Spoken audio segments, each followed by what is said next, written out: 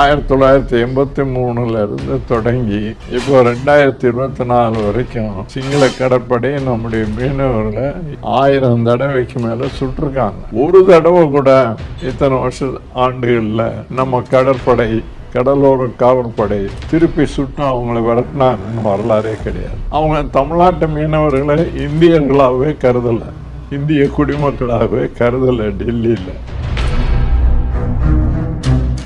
1600 கடல் மைல்களுக்கு அப்பால் இருக்கிற சோமாலியா கடற்கொள்ளையர்களை எதிர்த்து போராடுற இந்திய கடற்படை 41 வருஷமா இது நடந்துகிட்டு இருக்குல்ல. ஒரு தடவையாவது நீங்க திருப்பி சுட்டீங்களா அவங்கள? ஒரே வழியில் பதில் சொல்றதுன்னா நம்ம தமிழனா பிறந்ததுதான் பாவம். மோடி கச்சத்தீவை மீட்கணும்னா 10 ஆண்டு காலம் ஆட்சியில் இருந்திருக்காரு பிரதமரா, ஒரு நடவடிக்கையும் எடுக்கலையே. அப்போ கச்சத்தீவை தாரை வார்த்ததுல முக்கிய பங்கு கருணாநிதிக்கா காமராஜருக்கா அப்படின்னு கேட்டா இந்த கேள்விக்கான பதில் என்னவாக இருக்கும்? கேட்காதீங்க கேள்வி.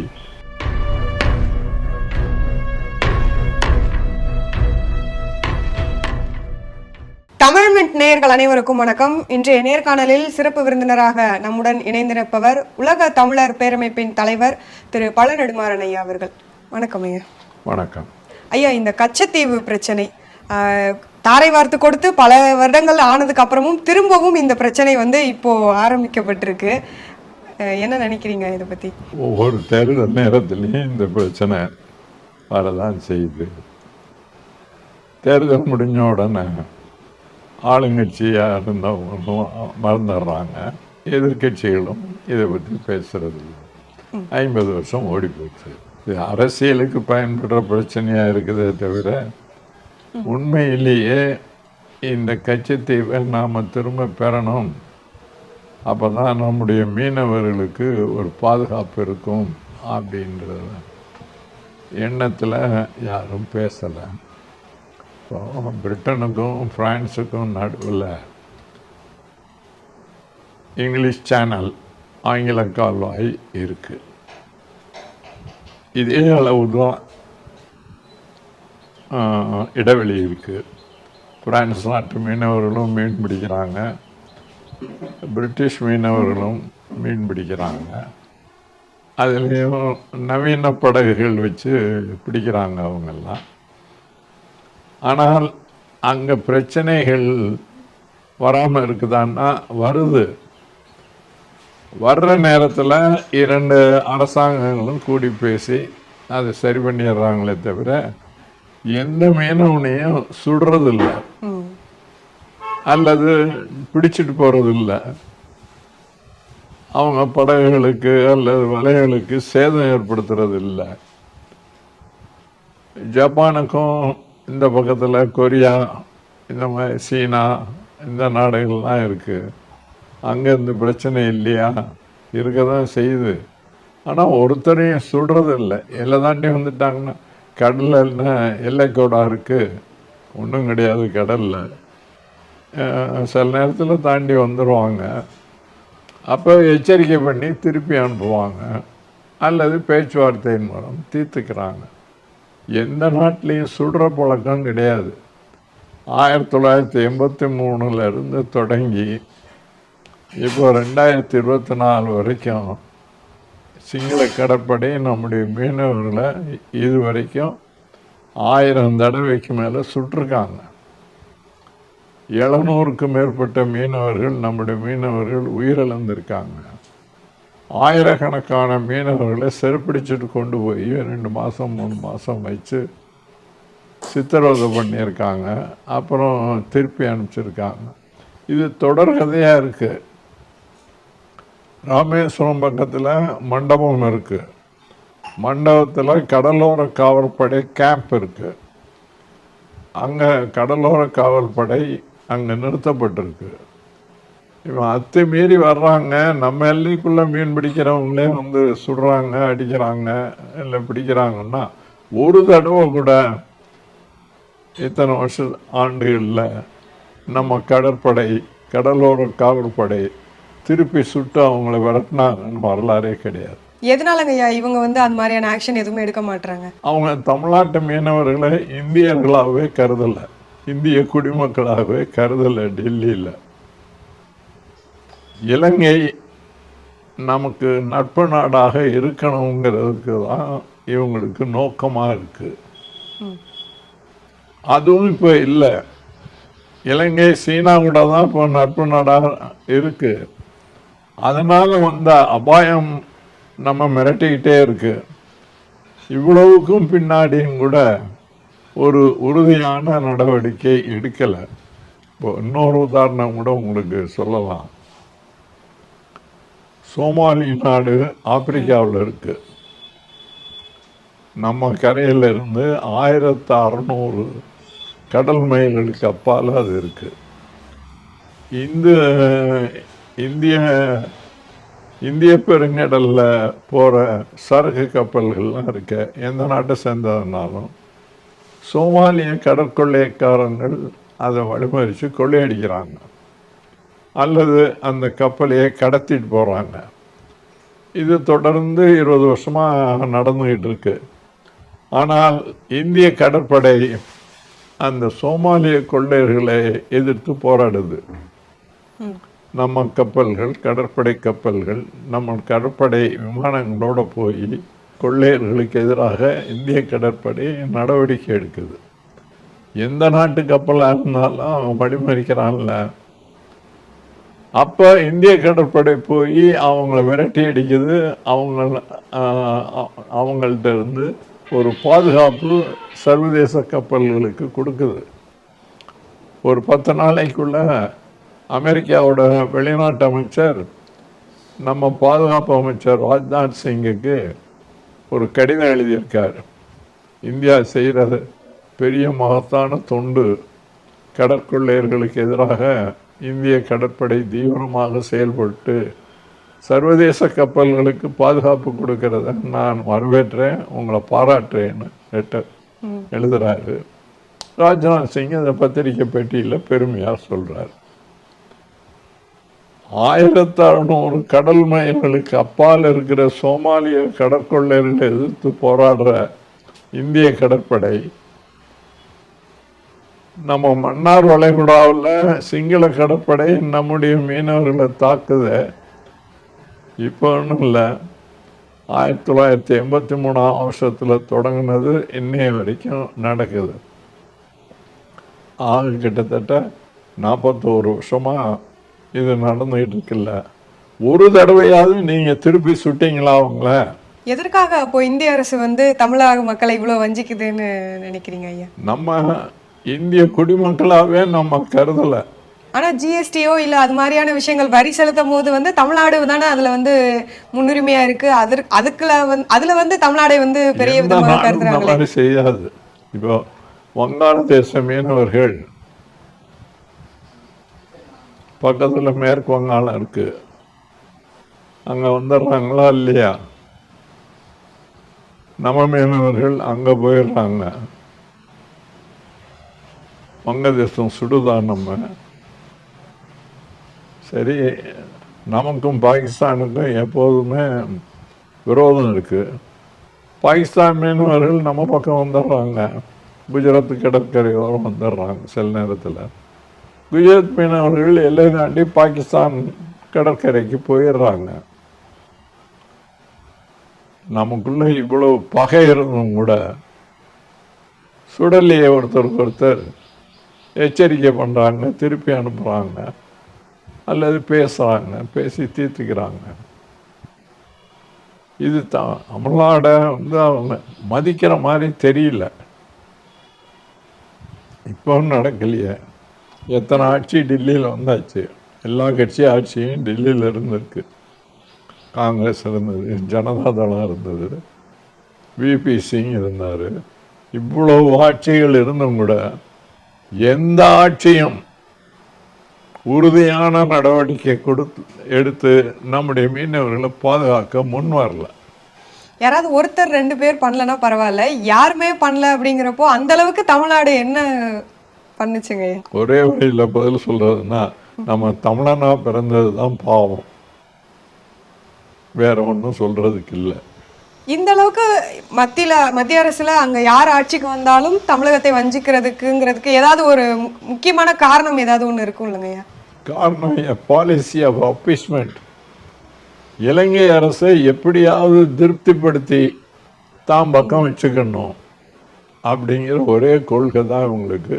இலங்கை அதை ரொம்ப தந்திரமாக பயன்படுத்தி நம்ம தமிழ்நாட்டு மீனவர்களை மட்டும் இல்லை, ஈழத்தமிழர்களையும் தொடர்ந்து படுகொலை செய்கிறாங்க. தொடர்ந்து பல பிரச்சனைகளில் நம்ம தமிழர்களுக்கு அநீதி இழைக்கப்படுது. டெல்லியில் யார் ஆட்சிக்கு வந்தாலும் அப்படி தான் இருக்காங்க. அதுக்கு முதல் காரணம் என்னன்னு கேட்டால், நம்மகிட்ட ஒற்றுமை இல்லை. இப்போ ஈழத்தமிழர் பிரச்சனை, மலையக தமிழர் பிரச்சனை, காவிரி பிரச்சனை, பெரியார் அணை பிரச்சனை மாதிரி பிரச்சனைகள் எந்த கட்சிக்கு சொந்தமான பிரச்சனையும் அல்ல. ஒட்டுமொத்த தமிழருக்கு உரிய பிரச்சனைகள் இது. ஒரு கட்சிக்கும் ஒரு கொள்கை இருக்குது, வேலை திட்டம் இருக்குது. அதை பற்றி நான் எதுவும் சொல்ல விரும்பலை. அது ஜனநாயக கடமை. நீங்கள் ஒரு கொள்கை வச்சுருக்கிறீங்க, ஒரு கொடி வச்சுருக்கீங்க, ஏதோ செய்யுங்க. ஆனால் இந்த பொதுவான பிரச்சனைகளில் நம்ம ஒன்றுபட்டு நிற்கணுமா வேண்டாமா? இன்னைக்கு காவிரியில் உச்ச நீதிமன்றம் தீர்ப்பளித்த பிற்பாடும் கூட கர்நாடகம் தண்ணீர் தரமாக இருக்குது. ஆனால் அதில் எந்த கட்சியாக இருந்தாலும் ஒன்று சேர்ந்துக்கிறாங்க. அங்கே இருக்கிற பாஜகவும் காங்கிரஸும் ஒன்று சேர்ந்து நின்று நமக்கு தண்ணி தர முடியாதுன்றாங்க. இங்கே கேரளாவில் கம்யூனிஸ்ட் கூட்டணியும் காங்கிரஸ் கூட்டணியும் தான் இருக்குது. ரெண்டு பேரும் பெரியார் அணை பிரச்சனையில் ஒன்றா நிற்கிறாங்க. அதனால டெல்லியில் இருக்கிறவங்க அவங்க சொல்ல மதிக்கிறாங்க. நம்ம ஒற்றுமையாக இல்லை. இங்கே தமிழ்நாட்டில் ஆட்சியில் இருக்கிற கட்சி ஏதாவது சொன்னால் இவங்க எதிர்க்கிறாங்க. இது பொது பிரச்சனை, எல்லாரும் ஒன்றுபட வேண்டிய பிரச்சனைங்கிற உணர்வே வரல. மீனவர் பிரச்சனையிலையும் அதுதான் நடக்குது. மீனவர் பிரச்சனை நம்ம தமிழ்நாட்டு கட்சிகளுக்குள்ள ஒரு ஒற்றுமையான ஒரு உணர்வு இல்லை. ஏதோ மீனவர்களுக்கு ஏதோ சொல்கிறாங்க போகிறாங்க. மீனவர் பிரச்சனைங்கிறது ஒட்டுமொத்த தமிழர்களின் பிரச்சனை, தேசிய பிரச்சனைங்கிற உணர்வு வரணும் நமக்கு. அவ்வளோ பேரும் சேர்ந்து நின்னோம்னா, 8 கோடி தமிழர்களும் அவங்களுக்கு ஆதரவாக நின்னா டெல்லி நம்மளை மதிக்க மறுக்க முடியாது. டெல்லிக்கு அப்புறம்தான் அது அழுத்தம் கொடுக்கும். அது இல்லை நம்மகிட்ட. அதனால பாதிக்கப்படுறோம் நம்ம. இந்த கச்சத்தீவு தாரை வார்த்தை கொடுத்ததுக்கு அப்புறமாகவே தொடர்ந்து பேசப்படக்கூடிய விஷயமா என்ன இருக்குன்னா, திமுக இதற்கு உடன்பயிற்சி. தமிழக அரசு கருணாநிதி அவர்கள் நினைச்சிருந்தா இதை தடுத்திருக்கலாம் அப்படிங்கிற மாதிரி விஷயத்த தொடர்ந்து முன்வைக்கிறாங்களேங்க ஐயா. இப்பவும் கூட அந்த குற்றச்சாட்டு தொடர்ந்து எழுந்துகிட்டே தான் இருக்கு. இதை நீங்க எப்படி பாக்குறீங்க? இருக்கலாம், அது இல்லைன்னு நான் மறுக்கலை. அன்னைக்கு திமுகவுக்கு கூட்டணி கட்சியாக காங்கிரஸ் இருந்தது.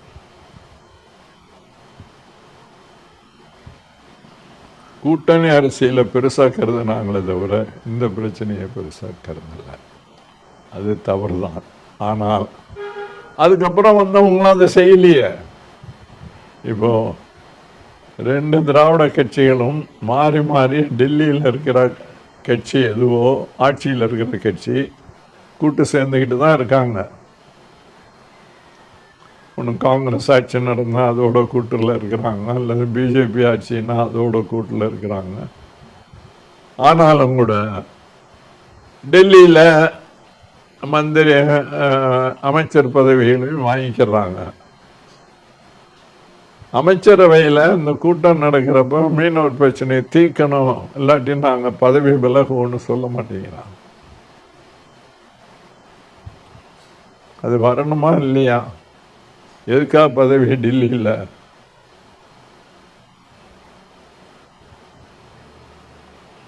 மத்திய அமைச்சராக இருக்கிறவங்க யாராக இருந்தாலும் ஒரு சார்பு நிலை எடுக்கக்கூடாது, ஒரு மரபு. ஆனால் டெல்லியில் காவிரி பிரச்சனைக்காக அனைத்து கட்சி குழுவை கூட்டிக்கிட்டு முதலமைச்சராக இருக்கிறவர் டெல்லிக்கு போகிறாரு.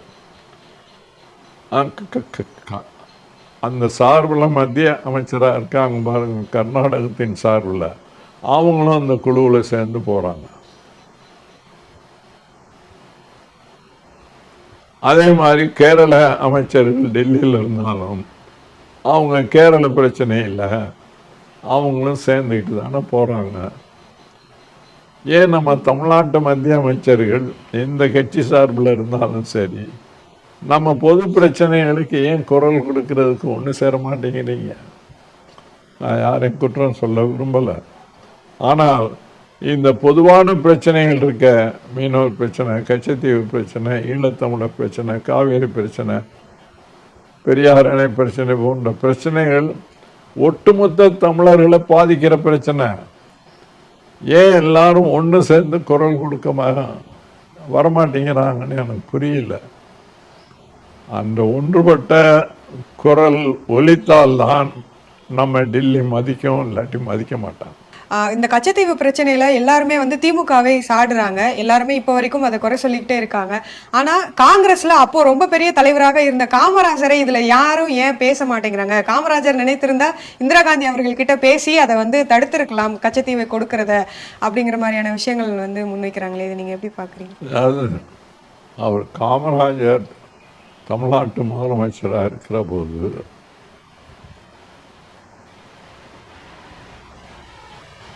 அங்கே நம்முடைய குடியுரிமைகள் பறிக்கப்படுறப்போ தமிழ்நாடு சட்டசபையில் தீர்மானம் போட்டிருக்காங்க, அதை கண்டித்து பண்ணியிருக்காங்க.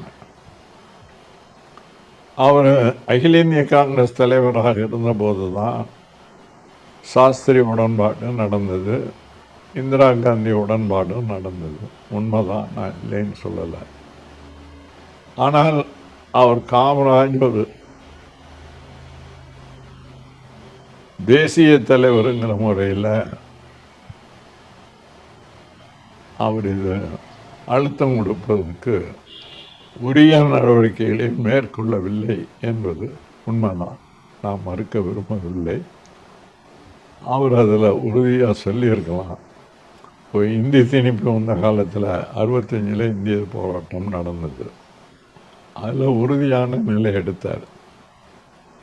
அகில இந்திய காங்கிரஸ் செயற்குழு கூட்டி நேரு கொடுத்த வாக்குறுதி சட்டமாக்கப்பட வேணும். அதாவது இந்தி பேசாத மக்கள் விரும்பிய காலம் வரை ஆங்கிலம் இணையாட்சி மொழியாக நீடிக்கும் அப்படின்னு அவர் கொண்டுட்டு வந்து தீர்மானத்தை போட்டு சாஸ்திரி அதை செய்ய வச்சார். இந்தி பிரச்சனையில் எடுத்த நடவடிக்கையை இலங்கை பிரச்சனையிலையும் எடுத்திருக்கணும். இப்போ காவேரி பிரச்சனையில் கூட அவர் முதலமைச்சராக இருந்தபோது நம்ம லால்குடி தாலுகா வறண்ட பகுதி, அதுக்கு மேட்டூர் அணையிலிருந்து ஒரு கால்வாய் வெட்டி லால்குடி பகுதிக்கு விவசாயத்துக்கு தண்ணீர் கொடுக்கறதுன்னு திட்டம் அவர் வகுத்தார். வழக்கம் போல் கர்நாடகா அதை ஆட்சேபிச்சாங்க. அவர் என்ன பதில் சொன்னார்? முதலமைச்சரை கூப்பிட்டு விட்டார், வந்தார். மேட்டூருக்கு வந்த தண்ணி ஒரு நாளும் திரும்பி உங்களுக்கு வர போகிறதில்ல. என் மேட்டூருக்கு வந்த தண்ணியை நாங்கள் என்ன வேணாலும் கொடுப்போம், எப்படி வேணாலும் செய்வோம், அதை நீ யார் கேட்கறதுக்குன்னு சொன்ன பிற்பாடு அடங்கினாங்க. அப்படி பல பிரச்சனைகள்லாம் நமக்கு செஞ்சிருக்கிறாரு. இந்த பிரச்சனையில் ஒரு சர்வதேச ரீதியான பிரச்சனைங்கிறத செய்யல. அந்த காலகட்டங்களில் இந்திரா காந்தி அவர்களுக்கும் காமராஜர் அவர்களுக்கும் முரண்பாடுகள் நிறைய இருந்தது, அதனால தான் வந்து இவர் பேசல அப்படிங்கிற மாதிரியான விஷயங்கள். முரண்பாடு இருந்தாலும் கூட அதை செஞ்சிருக்கணும். 71 இவர் காங்கிரஸ் தலைவராக இல்லை, 69 காங்கிரஸ் 2 பிரிஞ்சு போயிடுச்சு. 71 இந்திரா காந்தி திமுகவோட கூட்டு சேர்ந்துட்டாங்க. அப்போ இவர் வந்து அகில இந்திய காங்கிரஸ் தலைவராக இருந்து அழுத்தம் கொடுக்கறதுக்கு வழி இல்லாமல் போயிடுச்சு. அப்போ கச்சத்தீவை வந்து தாரை வார்த்ததுல முக்கிய பங்கு கருணாநிதிக்கா காமராஜருக்கா அப்படின்னு கேட்டா இந்த கேள்விக்கான பதில் என்னவாக இருக்கும்? அப்படி கேட்காதீங்க கேள்வி. கச்சத்தீவை நம்ம பறிகொடுத்ததுக்கு முக்கிய காரணம் இந்திய அரசோட கொள்கை போக்கு தான். ம். திமுக ஒரு மாநில அரசுங்கிற முறையில் வெளிநாட்டு உறவில் இந்திய அரசுக்கு யோசனைகள் சொல்லலாம், வேண்டுகோள் விடுக்கலாம். ஆனால் இந்திய அரசுக்கு இருக்கிற அதிகாரம் தமிழக அரசுக்கு கிடையாது. ஆனா இப்ப இருக்கக்கூடிய நிறைய நபர்கள் வந்து கருணாநிதி நினைச்சிருந்தா கண்டிப்பாக தடுத்திருக்கலாம் அப்படிங்கிற மாதிரியான விஷயங்களை முன்வைக்கிறாங்க. மாநில அரசுக்கு அந்த அந்த உரிமை இல்லை அப்படிங்கிறது போட்டாங்க. சட்டசபையில் தீர்மானம்லாம் போட்டாங்க. அங்க இந்திய நாடாளுமன்றத்தில் இந்த பிரச்சனை வந்தபோது முக்கிய தேவர் ஃபார்வர்ட் பிளாக், கி மனோகரன் திமுக, இரா செழியன் திமுக, இவங்கெல்லாம் கடுமையாக எதிர்த்து பேசினாங்க. இல்லைன்னு சொல்ல முடியாது. ஆனால் இவங்களுடைய அழுத்தம் அது மட்டுமே போதுமானா போதாது. அன்னைக்கு எல்லா கட்சியும் ஒன்று சேர்ந்து நின்று அழுத்தம் கொடுத்துருக்கணும். ஒருத்தர் விமர்சனம் பண்ணிக்கிட்டு அந்த அழுத்தம் கொடுக்க தவறியது ஒரு முக்கியமான காரணம். முக்கிய தேவர் தான் இது சம்பந்தமான தீர்மானத்தை கொண்டாந்தார். அவர் திமுக கூட்டணி கட்சியில் இருக்கிறவர், ஃபார்வர்ட் பிளாக். மற்ற 2 பேரும் திமுக உறுப்பினர்கள். அவங்க கிளப்பினாங்க பிரச்சனையை. ஆனால் தமிழ்நாட்டை சேர்ந்த மற்றவங்க அவங்களுக்கு பக்கபலமாக நிற்கலை. அதனால அவங்க மனசு இப்போ அவரே மனசு வச்சிருந்தாலும் கூட செய்ய முடியாது. இவங்க அதிகார வரம்புக்கு உட்பட்ட பிரச்சனை அல்ல இது. இந்திய அரசு தான் வெளியுறவு கொள்கையை பற்றி அரசியல் சட்ட ரீதியான அதிகாரம் அவங்களுக்கு தான் இருக்கு. ஒன்றும் தமிழ்நாட்டை சேர்ந்த காங்கிரஸ்காரங்கள்லாம் போய் இந்திரா காந்திகிட்ட வலியுறுத்தி இருந்தோம். அவங்களும் அதை செய்யலை. ஒரு ஒற்றுமையும் நம்மகிட்ட இல்லை. அதனால கெட்டு போச்சு. இனிமேலாவது வருங்காலத்தில் அந்த ஒற்றுமை நமக்கு வேணும். பொதுவான பிரச்சனையிலேயாவது நம்ம ஒன்றுபட்டு நிற்கணுமா வேண்டாமா? அந்த ஒற்றுமை குறைவு தான் நமக்கு எல்லா பிரச்சனையிலையும் இன்னைக்கு முட்டுக்கட்டையாக வந்து நிற்கிது. 74ல் கையொப்பம் போடுறாங்க, 76ல் தாரை வார்க்கப்படுகிறது, 77ல் தான் வந்து அதை வந்து நம்மளுடைய வரைபடத்துல இருந்து எடுக்கிறாங்க. அப்படிங்கிறப்போ கருணாநிதி அவர்களை இதுல குற்றம் சாட்டுறதுல எந்த அளவுக்கு உண்மைத்தன்மை இருக்குங்க? அந்த குற்றச்சாட்டுல அர்த்தம் கிடையாது. அவர் கலைஞரை என்னை விட அதிகமாக எதிர்த்தவங்க யாரும் கிடையாது. ஆனா இந்த குற்றச்சாட்டை பொறுத்தவரையில் 74ல் நடக்கிறப்ப அவங்களுக்குள்ள இருந்த உறவு முறிஞ்சு போச்சு. திமுகவுக்கும் காங்கிரஸுக்கும் இடையான உறவு நல்ல நிலைமையில் இல்லை. 75ல் அவசர நிலை வந்த காலத்தில் அவர் ஆட்சியை டிஸ்மிஸ் பண்ணாங்க. ஏதோ நடந்தது. அப்புறம் அதனால் இந்த குற்றச்சாட்டு வந்து அவர் மேலே வேறு குற்றச்சாட்டுகள் வேறு சொல்லலாமே தவிர இதை பொறுத்தவரையில் அவர் குற்றம் சாட்டுவது அவ்வளோ சரியானது அல்ல. இப்போ பிரதமர் மோடி அவர்கள் இந்த விஷயத்த கையில் எடுத்திருக்காரு, கச்சத்தீவை மீட்கணும் அப்படிங்கிற விஷயத்த. இதை நீங்க எப்படி பாக்குறீங்க? மோடி கச்சத்தீவை மீட்கணும்னா 10 ஆண்டு காலம் ஆட்சியில் இருந்திருக்காரு பிரதமரா.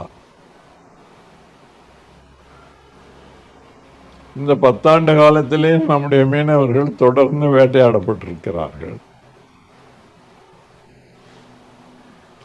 ஒரு நடவடிக்கையும் எடுக்கலையே.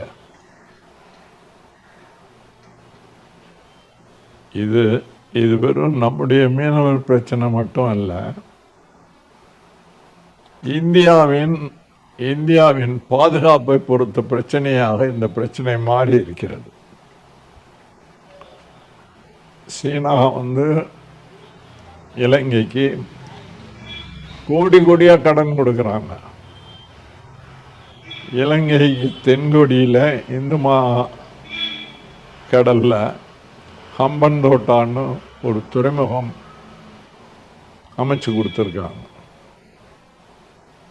அங்கே சீனாவோட கடற்படை அங்கே நிறுத்தப்படுது. அதே மாதிரி கொழும்பு துறைமுகத்தை விரிவுபடுத்தி வேலையும் சீனா செஞ்சு கொடுத்துருக்கு. இன்னும் அவங்களுக்கு நிறைய கொடுக்குறாங்க கடன். ரயில்வே போக்குவரத்து அமைக்கிறதுக்கு, சாலை போக்குவரத்துக்கெல்லாம் கொடுத்துக்கிட்டே இருக்காங்க. ஏன் சீனா இதை செய்கிறாங்க? இலங்கை ஒரு சின்ன நாடு, சீனாவோட சரக்கெல்லாம் அங்கே விற்கிறதுக்கு அது ஒன்றும் பெரிய சந்தையா?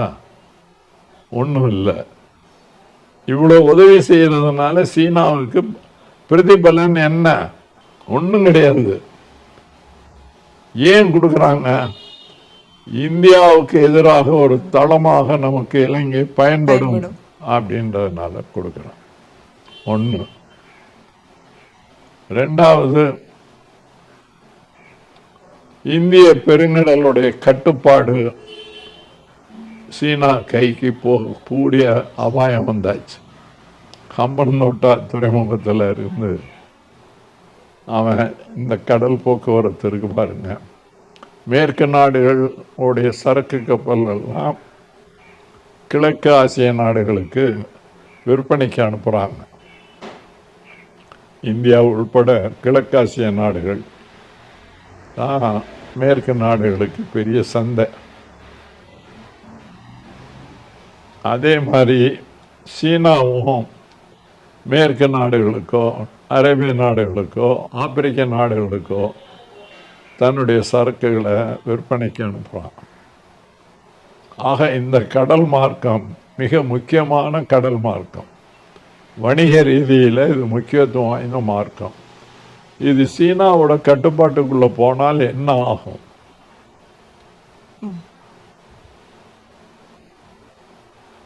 ஒன்று. ரெண்டாவது, ஏற்கனவே பாகிஸ்தான் நமக்கு எதிரியாகவே இருக்காங்க.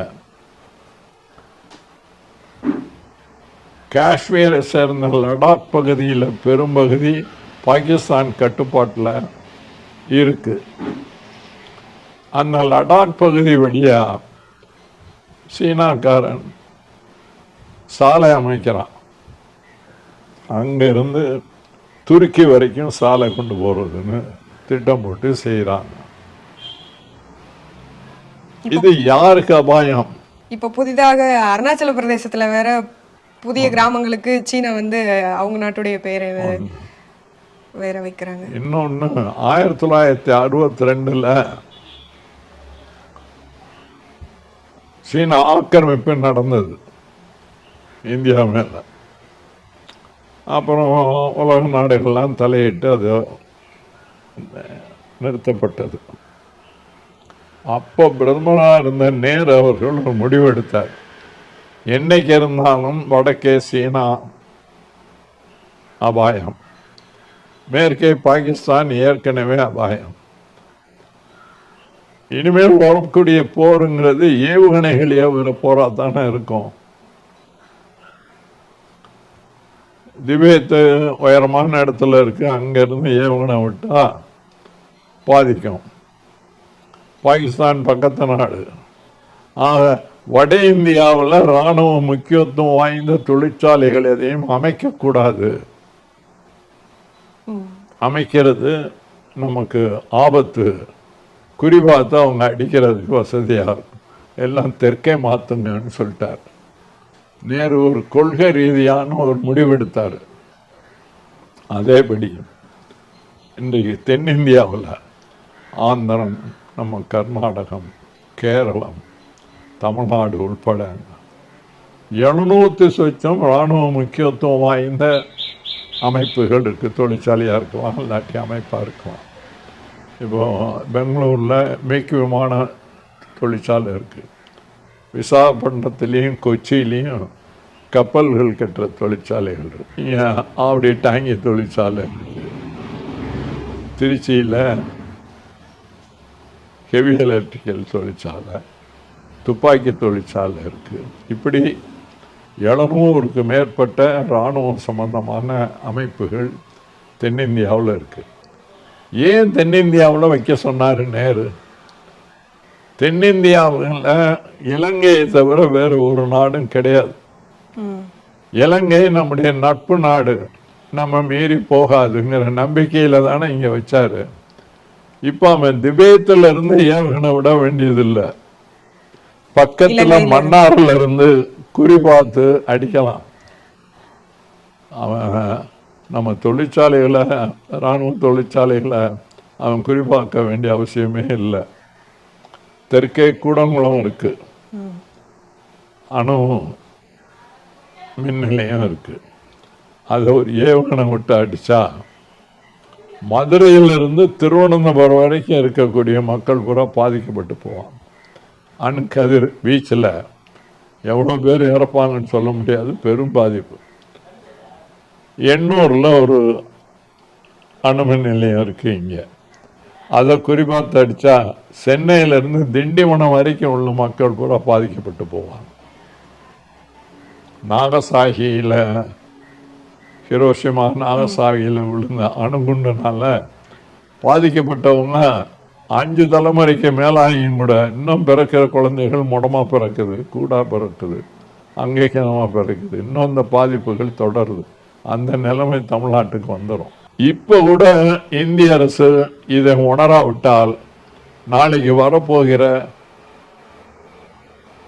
பேரபாயத்தை ஒருபோதும் தடுக்கவே முடியாது. இப்போ இந்தியாவை சுற்றி இருக்கிற ஒரு நாடு கூட நம்ம விட சீனாவோட நட்பு கொண்டாடுது. நேபாளம் மாவோயிஸ்ட் ஆட்சி வந்தாச்சு, சீனாவோட நெருக்கமாக இருக்காங்க. வங்காளதேசம் விடுதலை பெறுவதற்கு இந்தியா உதவி செஞ்சது. ஆனால் இன்னைக்கு வங்காளதேசத்தில் இருக்கிற சிட்டகாங்கில் சீன கடற்படை தளம் அமைக்க இடம் கொடுத்துருக்காங்க. பாகிஸ்தான் சொல்லவே வேண்டாம், நமக்கு நேர் எதிரியாக சீனாவோட கைகோர்த்து நிற்கிறான். சின்ன தீவுகள், மாலத்தீவு, அவன் இந்திய இராணுவம் இங்கே இருந்து வெளியே போகணும்னு சொல்கிறான்.